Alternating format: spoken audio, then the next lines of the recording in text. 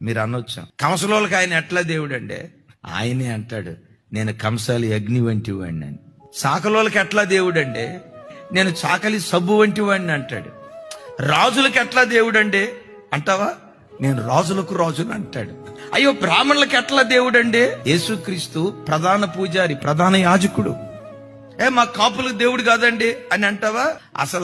అసలు నంబర్ 1 కాపు యేసుక్రీస్తు వారు అంటాడు కదా, నేను నాటిన ద్రాక్ష తోటను దివారాత్రులు కాపాడుచున్నాను, కాపు కాయుచున్నాను. కాపులాయన మేము కమ్మోళ్ళం అండి, మాకు దేవుడు కాదంటావా? ఆయన మాటే కమ్మదనం. మేము మాదిగోళ్ళం అండి, యేసు ప్రభు మా దేవుడు కాదంటావా? దండోర వేసిందే బైబిల్.